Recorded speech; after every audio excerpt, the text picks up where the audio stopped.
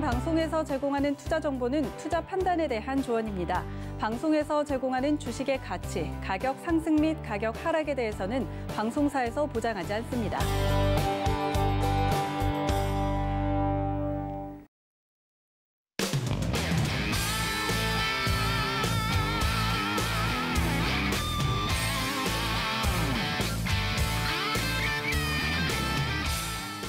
안녕하세요. 해외 선물 넘버원 진행의 이수연입니다. 조금 전 출발한 뉴욕 증시는 약세로 출발했지만 모두 상승에 성공한 상태고요. 다우존스 지수가 거의 플랫한 움직임을 보여주고 있고 S&P 500 지수는 0.39% 상승, 그리고 나스닥도 0.68% 상승하고 있습니다. 현재 조 바이든 미국 대통령이 공약이었던 부자 증세 시동을 걸었는데요. 주식과 부동산 수익 세금을 2배나 올린다는 소식에 미 증시는 초긴장 상태에 돌입했습니다. 지금까지도 방향성을 잡고 있지 못한 가운데 조금 전 발표된 제조업 구매자 관리 지수는 예상치 60.5를 상회한 60.6이 발표됐고요. 서비스 구매 관리자 지수도 예상치 61.9를 조금 상회한 63.1 정도가 발표됐습니다. 이렇게 경제 지표는 계속해서 회복세를 보이고 있지만 조 바이든 정부의 이런 세금 정책으로 인해서 앞으로 증시 방향성 어떻게 나올지 궁금하신 분들은 오늘도 해외 선물 넘버원과 1시간 동안 함께 해주시면 될 것 같습니다. 참고로 본 방송에서 제공해드릴 정보는 투자 판단에 대한 조언일 뿐 해당 상품의 가치나 수익률을 보장하진 않습니다. 또 서울경제TV는 자본시장 통합법을 준수하고 있습니다. 1대1 투자 상담부터 유사 수신행위까지 모든 불법 사항들을 엄중하게 금지하고 있다는 점 전해드리면서 오늘 함께할 마스터 화면으로 만나보시죠. 금요일장은 아토마스터와 함께합니다. 네, 오늘도 아토마스터 모셨습니다. 어서 오세요. 반갑습니다. 네, 장 마지막을 이제 저와 함께 하시는데 네. 오늘도 이제 주요 이슈 있다 보니까 그거 네. 체크하고 같이 보도록 하겠습니다. 네. 이번 주에 아토마스터님 얼굴 자주 뵈서 좋은 것 같아요. 감사합니다. 네, 안 좋으신가요? 안 좋습니다. 좋으면 좋은 만큼 오늘 조금 더 많은 전략 좀 기대해봐도 좋을까요? 네, 맞습니다. 네, 알겠습니다. 살짝 불안했는데 네. 그래도 오늘 전략 주신다고 하니까 오늘은 관망이 없겠죠? 그렇죠. 오늘 포지션마다 방향성은 다 있다고 보고 있습니다. 네, 알겠습니다. 오늘 포지션마다 방향에 다 갈리고 있다고 하니까요. 좋은 전략 기대해보도록 하겠습니다. 해외 선물 넘버원과 함께 해보실 수 있는 방법은요. 전화번호 02-3153-2611-2612번, 문자번호 샵 0082번, 그리고 유튜브 서울경제TV 채널까지 열어두고 있습니다. 실시간 소통 원하시거나 방송 시청하다가 궁금한 점 생기시면 이쪽으로 놀러와 주시기 바라겠고요. 우리 아토마스터와 선물 전략, 이 방송 외에도 더 많이 담아가고 싶으신 분들은 노란톡 오픈 채팅방 검색창에 해외 선물 넘버원 서울경제라고 입력하거나 하단에 나가고 있는 QR코드 이용해서 입장해 주시면 되겠습니다. 저희는 바로 해외 선물 나우 코너로 이동해 볼게요.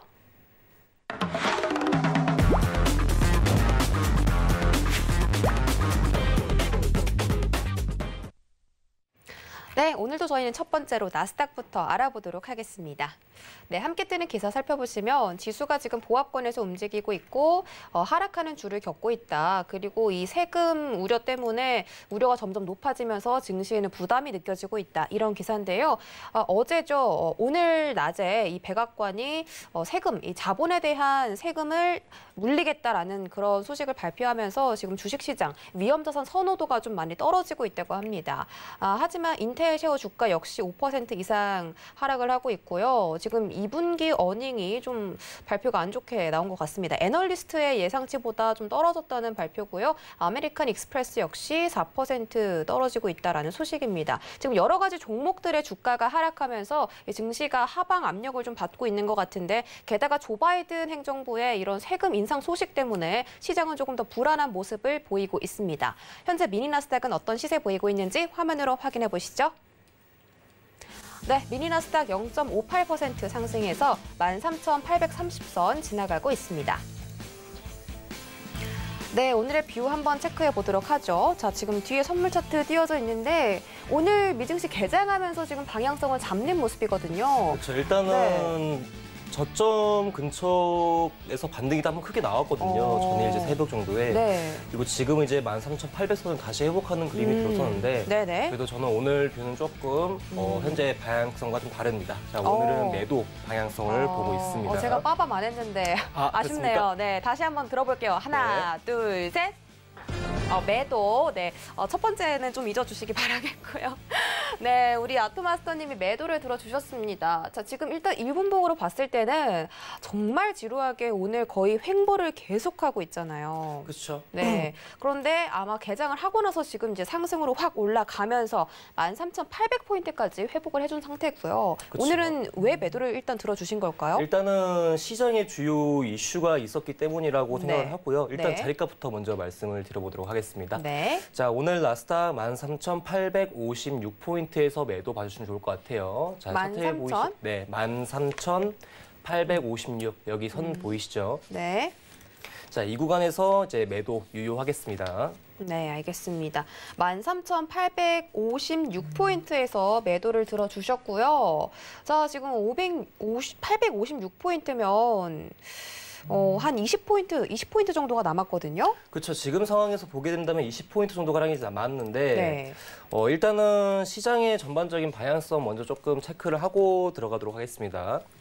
자, 일단은 우리가 먼저 조금 봐야 될 점이 일단 시장에서 제일 중요한 게 어제 조금 시장이 엄청나게 좀 악재였던 이야기가 한번 나왔었죠. 이제 자본 이득세라는 이야기가 한번 나왔었는데 일단 차트를 60분봉으로 좀 보도록 할게요, 여러분들. 자, 일단은 이틀간의 이제 하락이 한번 있었던 건 여러분도 기억나실 겁니다. 이제 일봉상 이제 이동평균선 제외를 하고 보게 된다면은 현재 나스닥이 이틀간 연속 하락이 만들어졌었어요.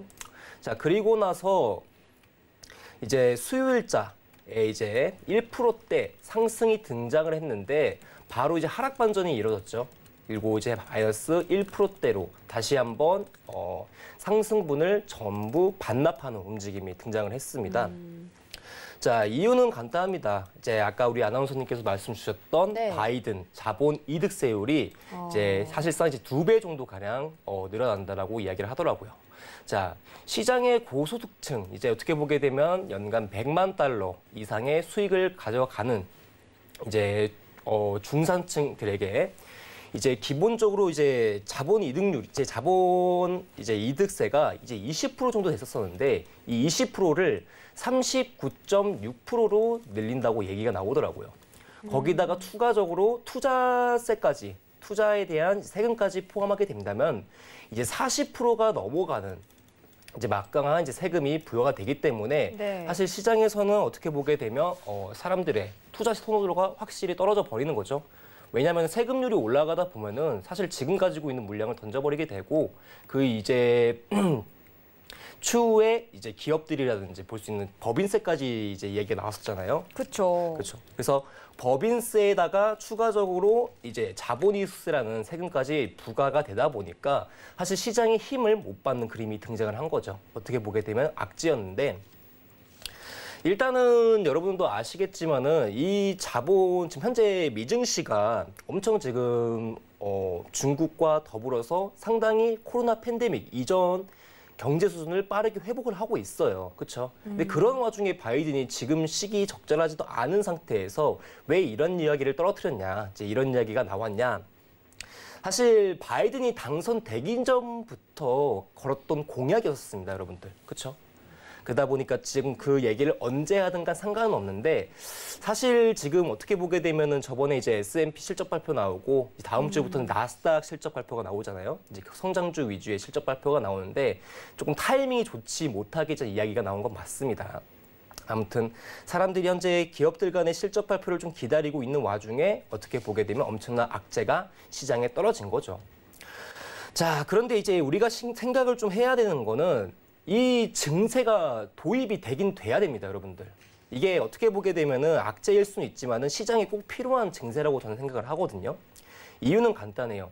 지금 현재 미국의 바이든 대통령이 지금 증시와 추후에 미국의 경제를 어떻게 보게 되면 개선을 위해서 진행하고 있는 투자 여러 가지 이제 구체화 전략들이 몇 가지가 있는데 그 전략들에 대한 재정 비용이 총 5.1조 달러 이상이 들어가게 됩니다. 엄청 많이 들어가죠. 네. 이제 우리나라 환화로 따지게 되면은 5,600조 정도 돼요. 5,600억 조 정도 됩니다. 그만큼 이제 엄청나게 큰 자산 규모, 즉 재정이 필요한데 지금 미국의 현금 보유량은 점점 떨어지고 있는 추이예요. 그렇죠? 그러다 보니까 사실 이 재정을 다른 방안으로도 마련할 수 있습니다. 무엇으로 마련할 수 있냐면은 국채 발행으로 마련을 할 수 있어요. 여러분들. 이제 국채 공급량을 늘려가지고 그 국채를 가지고 재정을 마련할 수가 있는데 지금 현재 필요한 재정 부분을 100% 국채 발행으로 진행하게 된다면 어떻게 되겠습니까? 금리가 탁 한번 이제 변동성을 보여주게 되겠죠. 그러면 우리가 겪었던 이번 연도 2월 달하고 3월 달 사이에 이때 당시 증시가 한번 급락이 나왔던 포인트가 1.6 정도였나요? 그쵸. 1.67. 네, 그래서 맞습니다. 네. 그때 이제 최고치로 금리가 올라갔던 거는 이제 1.75% 정도까지 올라갔었잖아요. 네. 그때 당시에 이제 나스닥 지수가 이제 12,200선까지 떨어뜨렸기 때문에 네. 사실 이제 금리 자체를 두려워해요. 증시가 뭐 지금 어느 정도 적응력을 가지고 있다지만은 네네. 국채 발행이 만약에 이번 재정을 100% 마련하는 조건으로 발행이 된다. 그럼 시장은 또 난리가 납니다. 그럼 바이든은 어쩔 수 없이 이 부족한 비율을 증세로 거둬들일 수밖에 없는 거예요. 네. 그렇다고 현재 시장에서 인프라 투자안이 현재 대략 2.3조 달러 정도로 진행이 되고 뭐 그에 이제 추가적으로 진행될 수 있는 금액들을 다 합치게 된다면 아까 말씀드렸던 5.1조 정도 되는데 지금 만약에 투자 규모를 줄인다.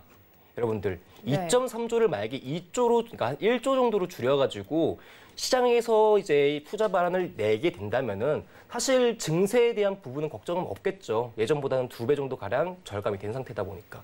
그러면은 여러분들 시장에서 좋아하겠습니까? 아니죠. 시장에 중요한 인프라 투자한 규모가 줄어드니까 이것도 악재란 말이에요. 즉 현재 5.1조 달러 규모를 줄인다면은 시장에서 악재가 되고 이 5.1조 달러를 국채 발행으로 100% 하게 돼도 악재가 되고요. 자, 마지막으로 국채 발행과 증세 발행을 하게 되더라도 지금 시장에서 보여줬던 것처럼 악재로 작용하게 됩니다. 그러니까 어떻든 간에 이 과정에서 가장 제가 봤을 때 베스트는 이 두 번째 마지막으로 얘기 드렸던 거예요. 일단 국채 발행을 100%로 때려가지고 재정 마련을 만들면은 시장 난리 납니다. 가장 안 좋은 방안이고 두 번째는 투자 규모를 줄이는 방향이에요. 이거는 시장의 선호도가 시장의 위험 자산 선호를 완전히 낮출 수밖에 없는 하나의 방안이기 때문에 이 축소도 사실 좋지 않은 방안입니다. 그래서 제일 좋은 방안이 제가 보기에는 증세를 거두어서 현재 시장에 대한 재정을 마련하는 방법이다. 사실 그래서 단기적으로 이제 전일에 이제 이슈가 한번 크게 터졌기 때문에 주가가 급락하는 모습이 보였지만은 제가 봤을 때 시장의 추후 이제 안정화가 들어갈 가능성이 상당히 높거든요. 그러면은 제가 하는 말 그대로 본다면은 그럼 이제 다시 한번 반등 나오겠네. 그럼 매도뷰가 아니라 매수뷰 아닌가라고 이제 이야기를 하실 분들이 있을 겁니다. 근데 매도뷰가 맞습니다. 네. 이유는 자 확실하게 지금 자본 이득세가 확실하게 구체적으로 나온 게 아니거든요. 지금 언급만 한 겁니다. 20%에서 39.5%까지 인상할 가능성이 있다라고 이야기만 했지 네. 이게 아직까지는 구체화되어 있지는 않아요. 근데 그 구체화 이야기가 언제 나오냐면 다음 주 28일 날 바이든이 의회에서 연설할 때 이야기가 나올 수가 있습니다. 그러면 오늘자 날짜로 따지게 된다면 23일이니까 현재 28일까지 대략 5일 정도가량 남은 거죠. 제가 봤을 때는 이 5일 정도가량은 증시가 조금 힘을 못 받을 거예요. 왜? 이때 당시 바이든이 무슨 이야기가 나오는지 정확하게 나오고 나서 그 후에 주가가 움직임이 나오지 않을까 생각을 하고 있습니다. 그러다 보니까 일단은 여러분들이 뭐 제가 전략을 딱 정확하게 제시하자면은 네. 5일 동안은 매수뷰가 크게 나오지는 않을 것 같아요. 앞으로 계속적으로. 5거래일 동안? 네, 맞습니다. 그럼 다음 주 내내 방향을 못 잡는다는 말씀이신가요? 그렇죠. 아마 증시에 힘이 아마 없을 수 있습니다. 제가 보기에는. 그래서 아마 지금 상승이 지금 뭐 60분봉으로 보더라도 네. 크게 발현이 된다. 그러더라도 제가 봤을 때는 이전 고점까지는 가기 힘들다고 보고 오늘 많이 올라와봤자 일단 1차적으로 850선까지 지금 저항대를 보고 있는 거거든요. 그래서 여러분들 조금 기억해 두시는 게 제일 좋아요. 지금 당장 며칠간, 다음 주 28일간 주가의 방향성이 미흡할 가능성이 상당히 높습니다. 그렇기 때문에 여러분들이 시장에서 현재 방향성을 고려하기에는 아직 좀 이르다고 생각을 드리고 네. 그리고 또 하나 좀 재밌는 게 뭐냐면은 네네. 이제 다음 주 28일 날에 나스닥에서 시가총액이 가장 높은 종목이 뭐죠? 애플이죠. 애플, 네. 그렇죠. 애플의 실적 발표가 딱 28일 날 나온단 말이에요. 그게 연관이 있을까요? 이제 저는 이제 어떻게 보게 되면 이제 이런 뉴스를 많이 봤는데 현재 나스닥 같은 경우에는 상위 소수 시가총액이 높은 종목들 위주로 움직임이 나올 때마다 나스닥 지수가 이제 움직이거든요. 그러니까 전체적으로 이제 모든 개별주들이 다 상승해 올라가는 게 아니라 네. 애플이나 뭐 이제 테슬라 같은 주요 소수 상위 총액이 높은 종목들이 상승할 때 주가가 같이 올라가는 경향이 있어요. 우리나라도 삼성전자 오르면 코스피 그쵸, 오르는 그쵸, 것처럼. 그쵸. 네. 근데 그 중에서 이제 제일 높은 시가총액을 가지고 있는 애플의 실적 발표가 28일이고 바이든이 연설을 할 수 있는 가능성이 좀 높은 날이 이제 의회 연설이죠. 그 날도 28일이란 말이에요. 이날 바이든이 만약에 이 소득세, 그러니까 이제 죄송합니다. 소득세가 아니라 자본이득세에 대해서 네. 구체화 전략을 하게 되는데 구체화 전략이 나오게 된다 했었을 때 이게 우리가 알고 있는 것처럼 조금 더 나쁜 가능성도 높거든요. 막 이제 지금 39.6% 정도 되는데 이게 좀 절감이 되게 되면 좋지만 뭐 만약에 이제 이게 완벽하게 현실화가 된다면은 사실 시장이 그때 당시에 눌림이 나올 수밖에 없어요. 무슨 소리냐? 애플이 그날 당시에 28일 날에 실적 발표가 아무리 좋게 나와도 주가가 눌릴 수 있는 일이 발생한다는 얘기입니다. 그래서 이런 것도 하나 체크해 두시면 되게 좋을 것 같더라고요. 그래서 아마 주가의 방향성이 전체적으로 결정될 날이 저는 28일 날이 한번 되지 않을까 생각을 하고 있습니다. 네, 알겠습니다. 자, 다음 주까지 나스닥은 방향을 잡지 못할 것인데 바이든의 연설이 28일 앞두고 있고 또 이 나스닥에서 시가총액이 가장 큰 종목인 애플이 실적 발표를 앞두고 있다라고 합니다. 하지만 바이든 정부의 발언으로 인해서 애플의 뭐 실적 발표도 힘을 쓰지 못할 것이라는 그런 예상을 내놔주셨는데 참 신기하네요. 이렇게 시기가 맞물린 게. 저도 이제 이걸 어떻게 찾아낸 거냐면 당연히 저는 이제 애플 실적 발표를 알고 있었는데 네네. 바이든이 지금 이 자본 이득세 가지고 이야기를 길게 끌진 않을 거예요. 왜냐면은 이제 이 이야기를 계속 끌고 가다 보면은 당연히 시장 자체가 위축될 수밖에 없으니까 빠른 시일 내에 이제 시장한테 얘기를 할 건데 그게 제일 가능성 있는 날짜가 의회 연설이거든요. 그래서 이번 달 28일 날 이루어질 의회 연설에서 이 바이든이 현재 시장에 뭐 이야기가 계속적으로 진행되고 있는 네네. 자본이득세에 대해서 자본이득세. 자본이득세에 대해서 구체화적인 방안을 제시할 가능성이 상당히 높아요. 이제 그때부터 주가가 좀 걱정거리가 되냐 아니면은 좀 이 걱정거리를 않더라도 이제 그래도 시장의 주요 뭐 건강한 모멘텀이라든지 이런 걸 따라가 주면서 네. 좀 증시 방향이 다시 한번 상승 나올지 이걸 조금 염두에 두고 봐야 될 것 같습니다. 알겠습니다. 자, 그러면 나스닥 봐주신 김에 S&P 500도 같이 보면 좋을 것 같은데 우리 시청자분께서 지금 나스닥도 같이 보면서 S&P도 봐달라고 하시거든요. 네. 4,120 매도 포지션 잡으셨다고 하는데 잠시만 4,120 120. 매도 포지션이요? 네. 어떨까요? 120포인트면은 네. 아이고 죄송합니다. 네.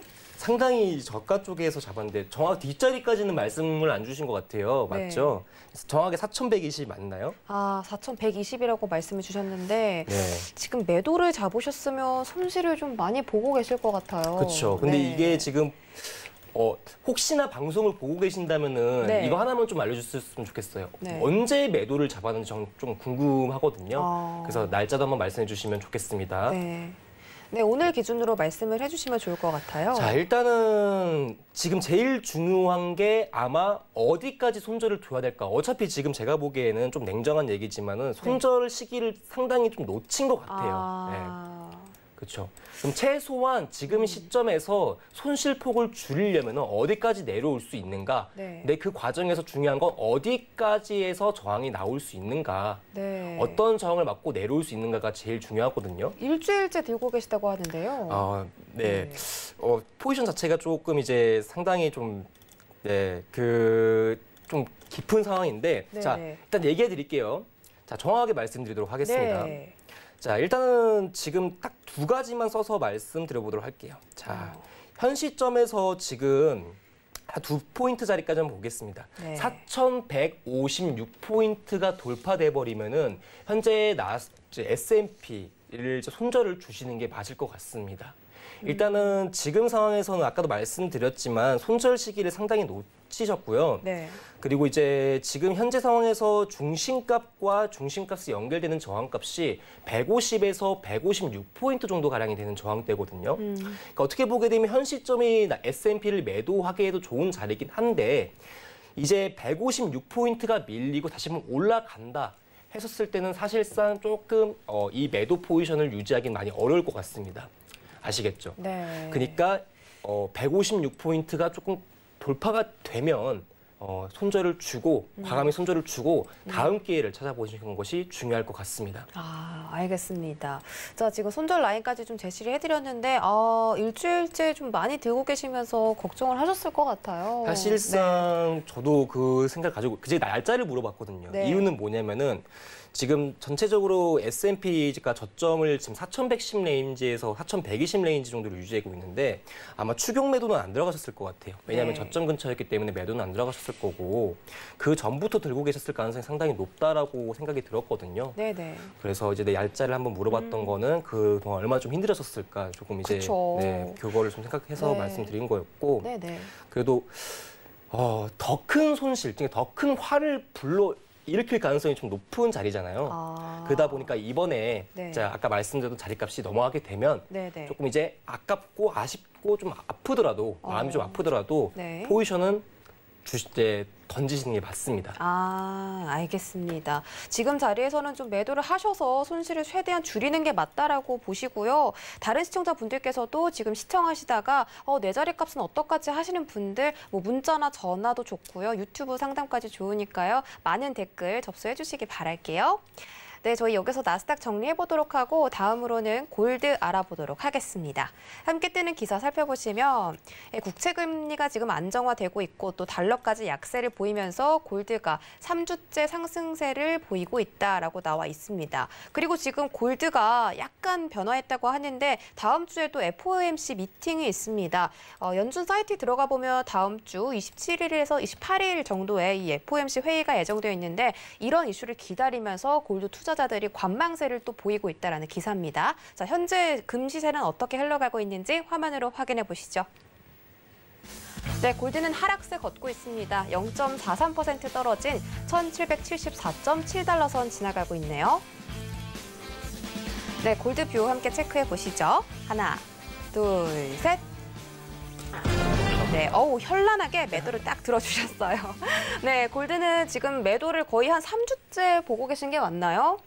네, 매도를 보신 지 좀 오래되셨어요. 매도를 많이 봤었네요. 네. 자, 지금 매도를 11시부터 10시부터죠. 1,796에서부터 지금 20달러가 1시간 만에 이렇게 급락세가 연출되고 있거든요. 그렇죠. 네. 티가치로 따지게 되더라도 한 개 항목으로도 지금 마이너스 200만 원 정도, 플러스 200만 원이 될 수 있는 진폭이네요. 골드 변동성 지금 굉장히 강하고요. 일단 자리값 먼저 알아보도록 하겠습니다. 자, 일단은 매도 포지션 자리값이고요. 자, 여러분들 한 자리만 조금 기다려보도록 하겠습니다. 네. 자, 1782포인트에서 매도 포지션 유효합니다. 이 구간 매도 포지션 유효해요. 네. 체크해 주시면 감사하겠습니다. 1782입니다. 1,782달러에서 매도가 가능하다라고 봐주셨고요. 지금 96에서부터 72까지 이렇게 미끄러지는 게 국채금리의 상승 때문이 아닐까 싶기도 하거든요. 맞습니다. 네, 현재 국채금리가 0.57% 상승해서 1.5648선까지 올라온 상태고요. 국채금리가 0.57% 상승하니까 골드도 함께 0.5가 빠지는 그런 그쵸. 모습이 나오고 있습니다. 맞습니다. 네. 일단은 국채금리가 올라간다는 것은 시장의 가장 중요한 안전자산인 이제 국채, 10년 만기 국채에 대한 하락 흐름이 지금 아마 차트에서 보여질 건데 제가 차트 한번 그 종목 보여드리도록 하겠습니다. 네. 자, 지금 10년 만기 국채 선물도 지금 현재 하락세의 모멘텀을 보여주고 있어요. 그렇죠? 현재 이제 가파르게 이제 음봉을 두 번 정도 그려주게 되면서 대략 한 2시간 정도 가량 큰 하락세가 지금 이루어지고 있는데 자, 여러분들도 이제 제가 워낙에 방송 나와서 말씀드렸지만 그래도 또 말씀드려야겠죠. 네. 시장에서는 이제 자산에 대한 구분을 두 가지로 짓습니다. 하나는 이제 위험 자산이라 볼 수가 있고 하나는 안전 자산이라 볼 수가 있는데 자, 시장에 조금 악재가 겹치게 되면요. 사실 이제 뭔가 변수가 있거나 시장이 좀 불안정할 때 대부분의 이제 안전자산들이 수요가 높아지고 반대로 시장이 어느 정도 개선이 이루어지고 좀 긍정적이다 할 때는 안전자산에 대한 수요가 조금 줄어들어요. 근데 이제 이러한 안전자산에는 총 제가 보기에는 뭐 3종목 정도가 있는데 저는 크게 골드, 엔화, 국채라고 보고 있습니다.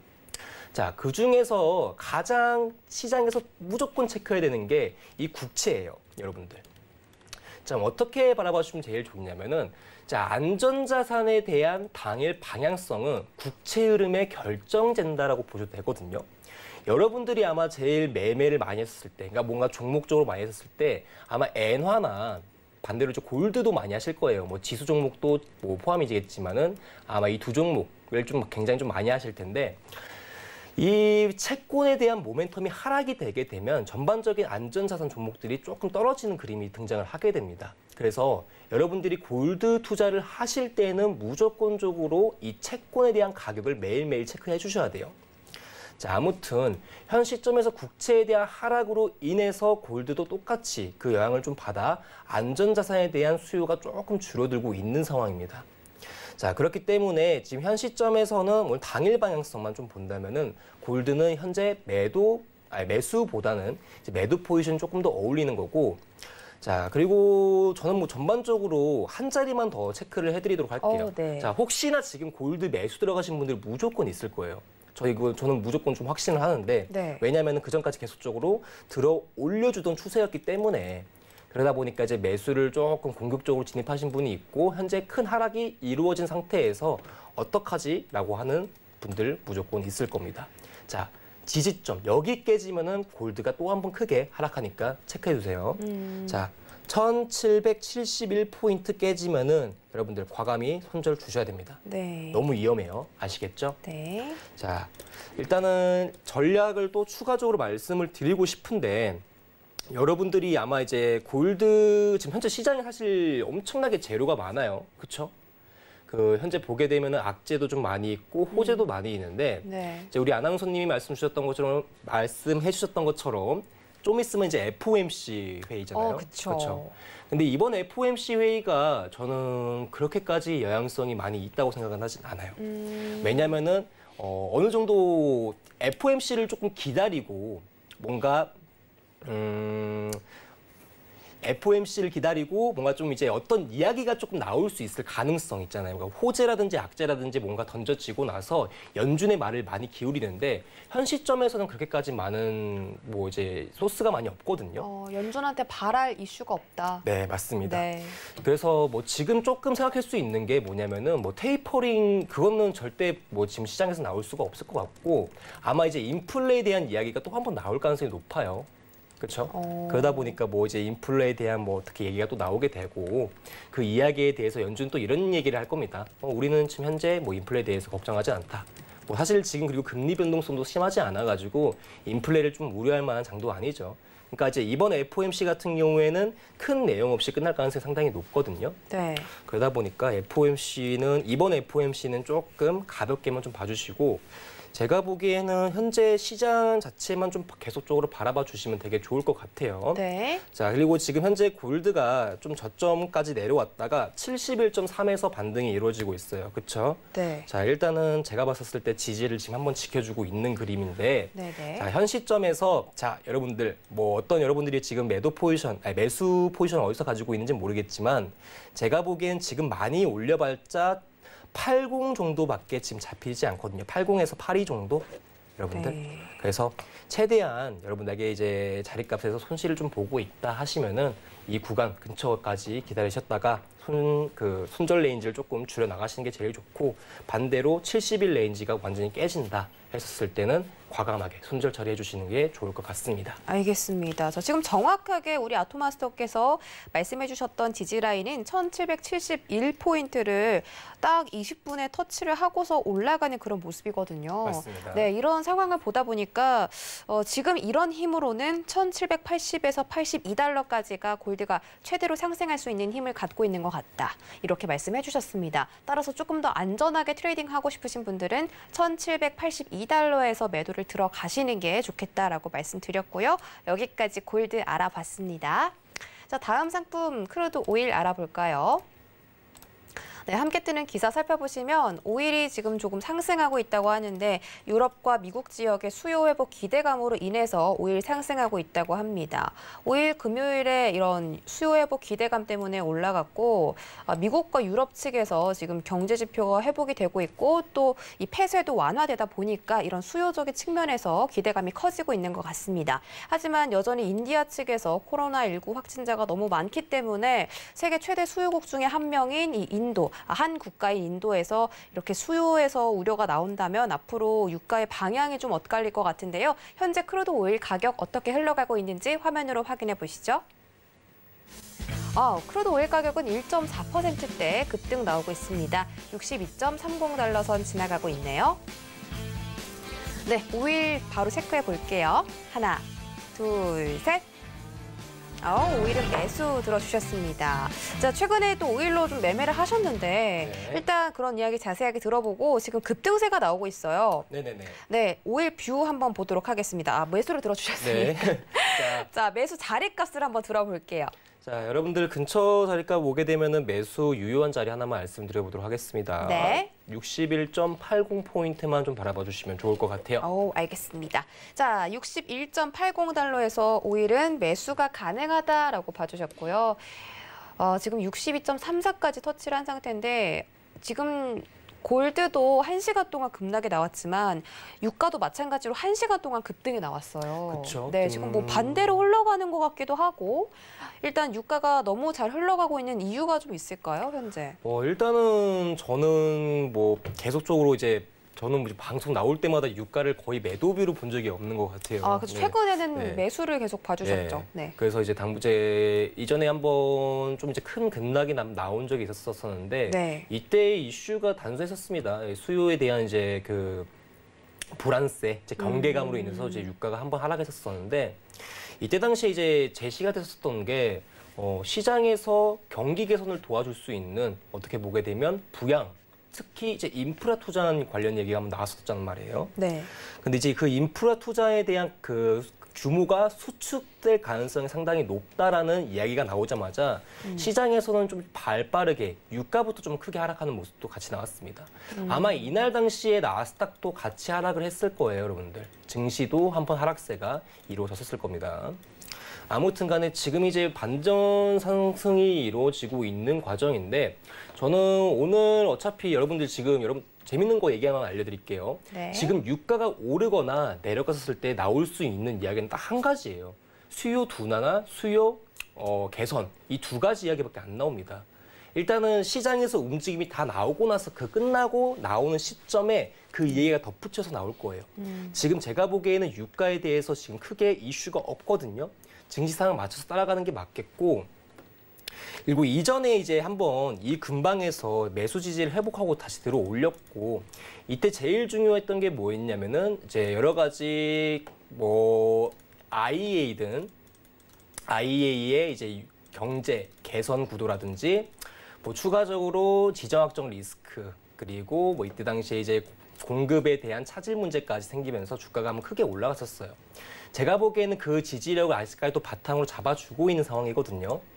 자, 그런 시점에서 지금 유가를 보게 된다면은 전반적으로 지지력을 계속적으로 보여줄 가능성이 높고 60불을 계속적으로 잡아줄 거예요, 당분간은. 그래서 하락으로 전환된다. 그러니까 중장기적인 관점에서 하락으로 전환이 되려면은 60불에 대한 이탈이 등장을 해야 되고 그 전까지 크게 눌릴 때마다 매수뷰를 바라봐 주시는 게 제일 중요해요. 그리고 저 같은 경우에는 지금 유가에 대한 지지 포인트를 한번 노란톡방에다가 잡아드렸고 제가 글을 쓰는 카페에다가 잡아드렸지만은 저점이 지금 저는 잡고 있어요. 자, 현재 저는 유가 60.80 매수 잡고 있습니다. 네. 자, 기술적 분석으로 지지가 받은 자리이긴 한데 저는 지금 이거 하나만 좀 걱정하고 있어요. 지금 유가가 예전 고점 라인까지 다시 한번 고가점을 달성을 하려면은 지금 주요로 잡히는 저항대가 하나 있거든요. 네. 이거 하나만 좀 말씀드려보도록 하겠습니다. 자, 여기서는 뭐 바로 제가 워낙에 유가를 많이 봐가지고 네. 자, 63.10포인트 조금 조심하시는 게 좋아요. 자, 유가가 만약에 오늘도 계속적인 지속 상승이 나와서 63.10까지 올라왔다. 회복이 된 게 아닙니다, 여러분들. 저항 싸움 무조건 한번 나올 수가 있어요. 저항 싸움이. 네, 그렇죠. 저항 싸움 나올 수가 있기 때문에 현 시점에서 지금 유가가 크게 올라가더라도 63.10포인트 근처에서는 절대적으로 매수를 바라봐 보시면 안 됩니다. 돌파 이유는 봐도 되지만 돌파하기 전 근처까지 왔었을 땐 잡으시면 절대 안 돼요. 급락도 나올 수가 있습니다. 아시겠죠? 네. 그러다 보니까 오늘 어떻게 보게 되면 지지값과 저항값을 동시에 드린 건데 네네. 저항값은 이제 63.10 그리고 지지값은 61.80포인트에서 바라봐 주시는 게 좋을 것 같습니다. 그럼 61.80에서는 매수를 주셨으니까 63.10이 저항이라고 하셨잖아요. 네. 그때 급락이 연출될 수도 있다. 그렇게 말씀해 주신 거면 매도 진입도 가능하다. 이렇게 해석해봐도 될까요? 맞습니다. 저항도 네. 같이 봐야 되는 게 맞기 때문에 네.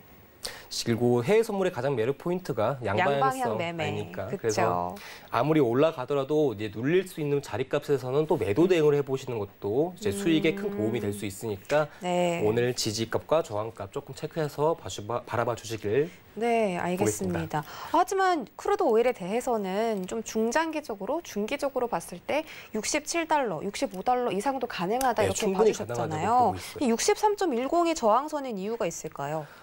일단은 네. 제일 중요한 게 뭐냐면은 네. 그 유가라는 종목들은 기본적으로 이제 추세가 한번 터졌을 때 네. 뭐 계단식으로 절대 안 내려와요. 그러니까 이런 식으로 절대 안 가거든요. 급락으로. 네, 그렇죠. 반대로 상승하더라도 이렇게 절대 안 가요.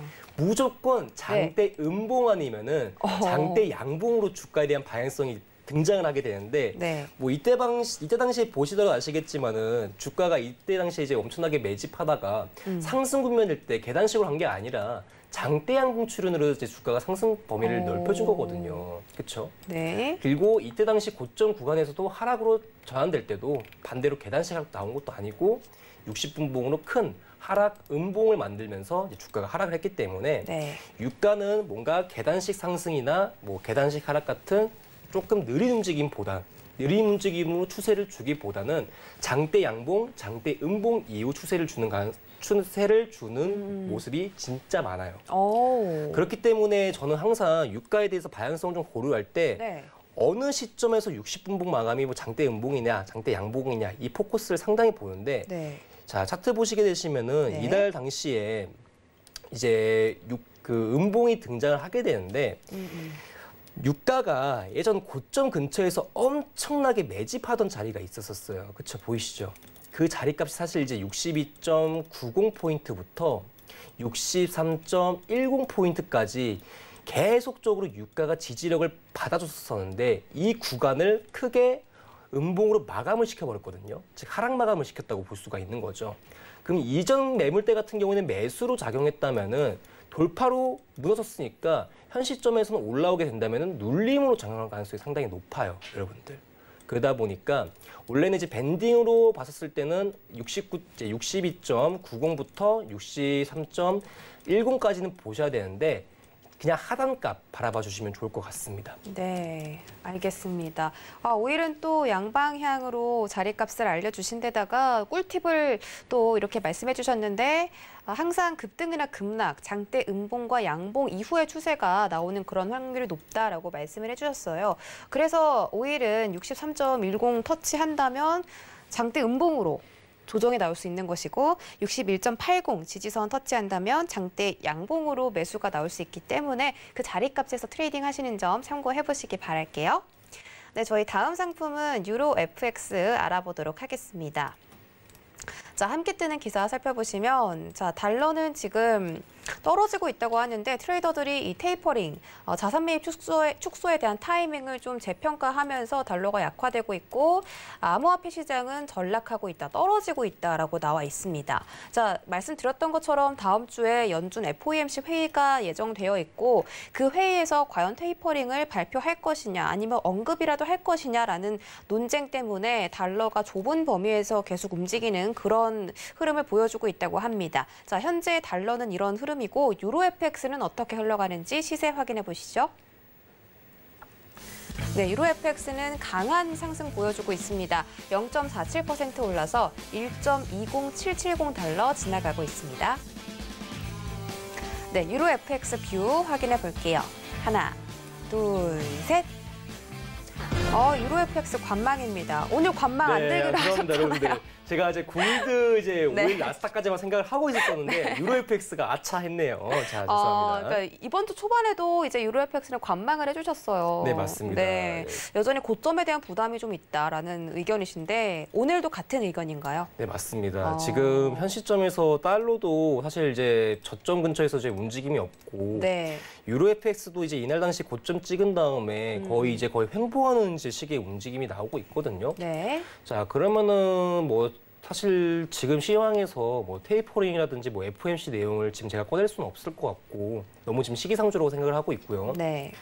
만약에 지금 전반적으로 방향성을 주고 있는 시점이면은 달러도 마찬가지고 유로도 마찬가지고 지금 현재 완전한 저점이냐 고점이냐 이 구간에서 지금 주가에 대한 방향성을 다시 잡아주고 있기 때문에 지금 섣부른 매매 진입은 너무 위험하다라고 판단을 지금 내고 있습니다. 자, 그리고 한 가지 팁인데 그때 이제 제가 방송 나오면서 이제 달러 인덱스 관점을 하나 말씀을 드렸잖아요. 그래서 오늘도 유로 FX 보면서 달러에 대한 이제 흐름을 같이 볼 건데 제가 죄송합니다. 이번 주에 제 방송 나와가지고 이제 월요일하고 이제 화요일자 방송 나와서 여러분들에게 달러가 추세가 나오려면 여기는 돌파해야 된다라는 자리값이 하나 있었었죠. 네. 자, 91.300선인데 지금 위쪽에서 살짝씩 조금 돌파는 나올 뿐이지 300선을 그대로 지금 지지받고 들어 올리는 그림은 아예 안 나오고 있거든요. 그렇죠? 그러니까 지금 현재 상단에 대한 저항대는 현재 91.300선 정도가 계속적으로 잡아주고 있고 이 구간에 대해서 제가 예전에 한번 박스 흐름이 나올 것이다라고 이야기한 거 기억나실 겁니다. 그래서 이제 밴딩 폭을 이제 이렇게 잡아드렸었는데 맞아요. 네. 여기 흐름이 계속적으로 이어진다라고 얘기를 드렸었어요.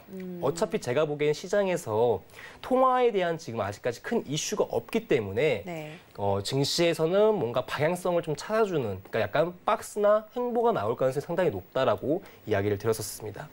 그래서 사실 뭔가 제가 방향성이라도 잡히고 시장에서 뭔가 이렇게 할 거야, 이렇게 할 가능성 높습니다, 가이던스 제시할 가능성 높습니다.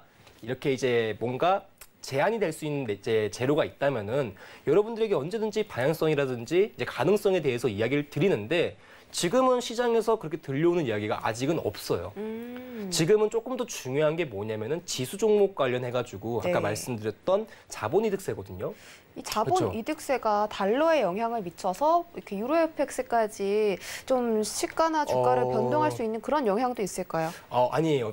제 소득세 같은 경우에는 저희 어떻게 보게 세금이라든지 증세 이런 것들은 사실 네. 통화 종목에는 영향을 그렇게 끼치진 않아요. 뭔가 통화 정책을 꺼내섰을 때 이제 뭔가 달러라든지 주요 네. 외국 통화들 있잖아요. 그런 것들이 움직이기 때문에 이 지금 가지고 있는 큰 이슈인 바이든의 자본 이득세 네. 이 관점에서 달러를 보시는 건 절대 금물입니다. 지금 의미가 없어요, 여러분들. 알겠습니다. 그럼 만약에 이 바이든 정부에서 이 자본 이득세를 계속 추진을 해서 정말 이 11억 이상 가지고 있는 사람들이 세금을 40% 가까이 내야 된다. 그러면 바로 이 주식시장에서 자금이 출회되지 않을까요? 그렇죠. 일단은 기본적으로 아까 말씀드렸던 이제 매물추라도 걱정이지만은 이제 이 다음이 또 문제인 게 이제 세금을 걷게 되면 사실상 이제 개인들한테 증세를 이제 40%까지 떼게 되면요. 법인세도 거의 뭐 확실시하게 25%에서 26% 이상 잡을 수밖에 없거든요. 그러면은 개인과 기관 모두에서 세금을 지금 조금 많이 가져갈 가능성이 상당히 높아요. 그러니까 증세를 많이 한다고 볼 수가 있는 거겠죠. 그러면은 사실 개인부터 시작해가지고 주요 기업들의 이제 어떻게 보게 되면 세금까지 증세를 엄청나게 하다 보니까 네. 시장이 사실상 탄력을 받을 수가 없는 구조가 되지 않을까. 그래서 아마 저라면은 지금 미국 주식, 그러니까 미주식을 절대 안 살 것 같고 네네. 타이밍을 계속 재고 있을 것 같아요, 여러분들. 네, 알겠습니다.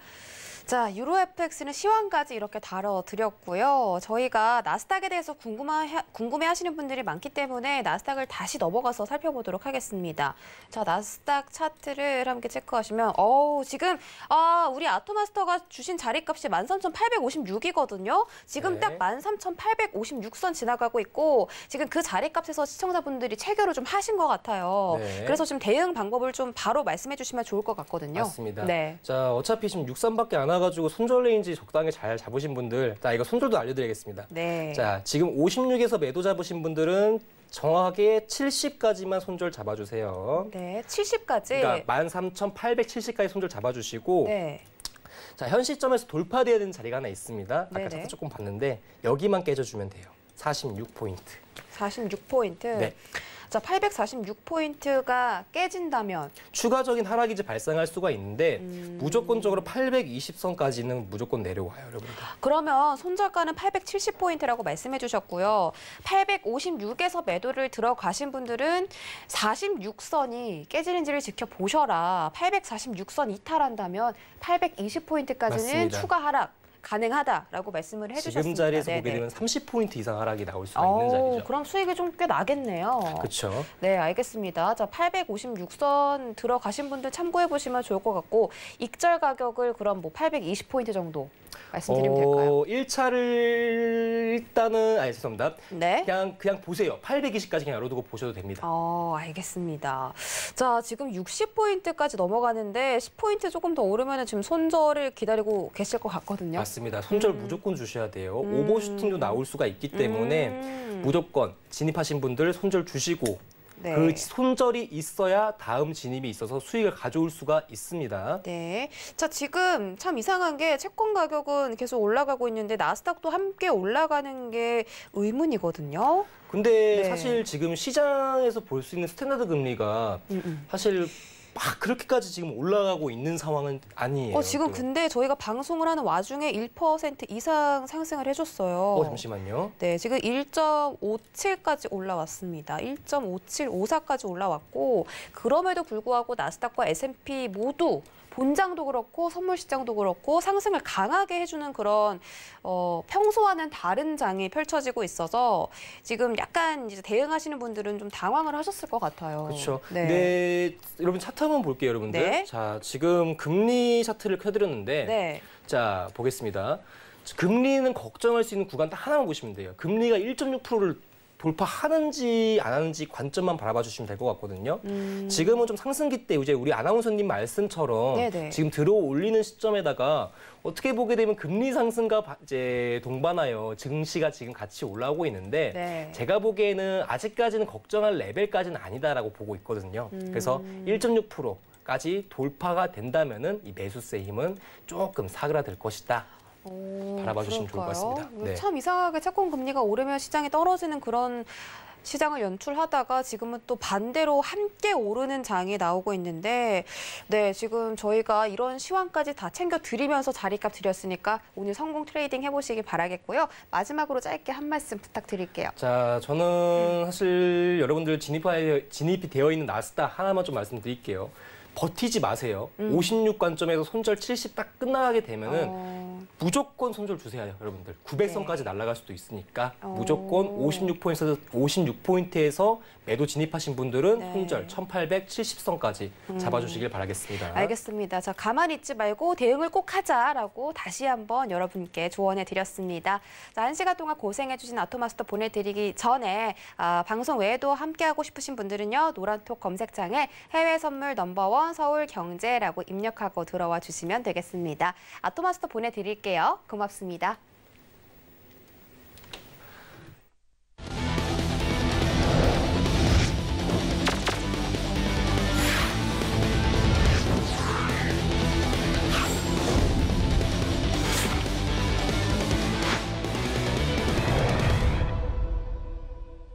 네, 참고로 본 방송에서 제공해드렸던 정보는 투자 판단에 대한 조언일 뿐 해당 상품의 가치나 수익률을 보장하진 않습니다. 또 서울경제TV는 자본시장 통합법을 준수하고 있습니다. 1대1 투자 상담부터 유사 수신행위까지 모든 불법 사항들을 엄중하게 금지하고 있다는 점 다시 한번 전해드리면서 오늘 꼭 성공 트레이딩 하시고요. 저희는 다음 주에 다시 돌아오겠습니다. 시청해주신 여러분 고맙습니다.